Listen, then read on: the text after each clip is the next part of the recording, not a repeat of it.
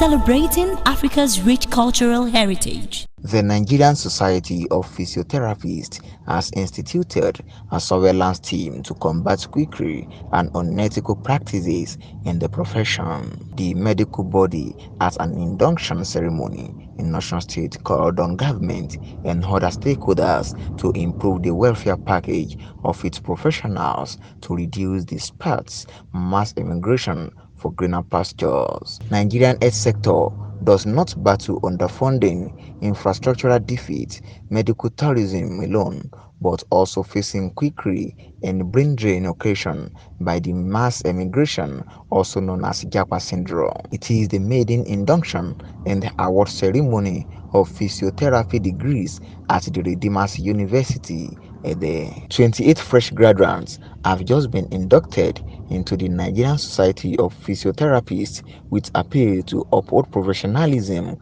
empathy and patriotism while discharging their duties. Because it's obvious that in the medical industry in Nigeria, professionals are not receiving the best of care in terms of remuneration and other services from the government.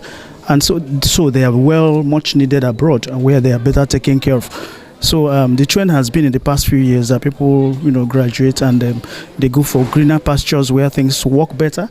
And so I cannot guarantee you that these ones are not going. However, we will continue to implore on government to do the needful to checkmate the outflux of professionals, especially physiotherapists and other medical professionals, because I can tell you they will continue to travel. And that's a great loss to the country, because after putting in the best that the society, the parents, everybody puts in them for about 5 years, and in some cases over 7 years because of industrial action, the students, the graduates eventually qualify and they travel out of the country. And so we will continue to implore on the government to do the needful to make the create an enabling environment for people to work and then earn for the services that they render, especially professionals, clinicians, physiotherapists. Otherwise, I can assure you that these ones have just done their induction, a good percentage of them. Registrar of the Medical Rehabilitation Board of Nigeria, Professor Ahmed Rufai, emphasized that the board will monitor the one-year internship of the new inductees to ensure strict compliance. The inductees have gone through administration of oath, and they have gotten their provisional license. This means that they can go out to practice as interns. After their internship, that's when we'll now assess them to see if they deserve to get a full license. So that process of internship, they are going to do it in a facility, in a hospital that has been accredited by the board to do internship program for people that have been just inducted into the profession, and the board goes around accrediting those facilities. So the facilities will write to the board and request for that accreditation, and then the board will go and accredit them. And the accreditation usually is given for either partial or full, and then you have to go back after some time to do it again. So either institutions or facilities that don't have the accreditation, or those that have been accredited or the accreditation has elapsed, you can't be able to do your internship there. So if any intern or any graduate or any inductee that goes to any facility that is not accredited or whose accreditation has elapsed, by the time they complete their internship and come to the board, we are not going to give them the full license, because it's a condition for renewal license, getting the full license to do the internship in an accredited facility. We definitely be, because if you listen to what their HOD said, he was able to tell us that physiotherapy in Redeemers University as a department has what other departments of physiotherapy in other institutions don't have.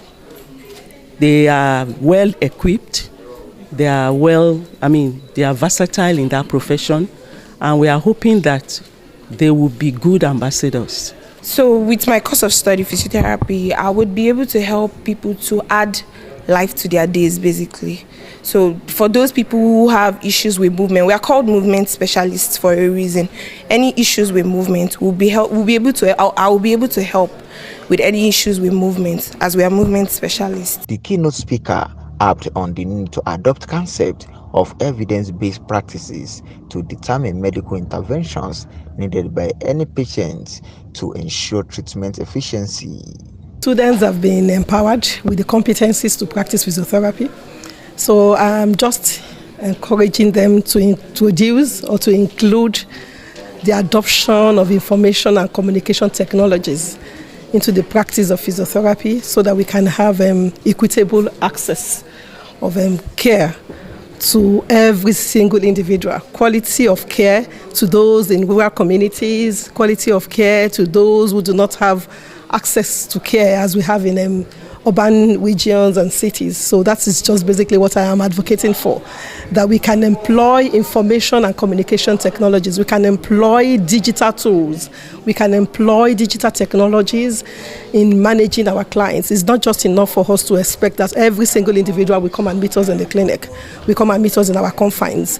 We can also move our clinics to the homes of our clients and patients. That is basically. The theme for the induction is 21st century physiotherapy practice using the current advancements in technology for best clinical practice amidst brain drain. Okoyemi Akeyemi, Abntv News, Osun State, Nigeria.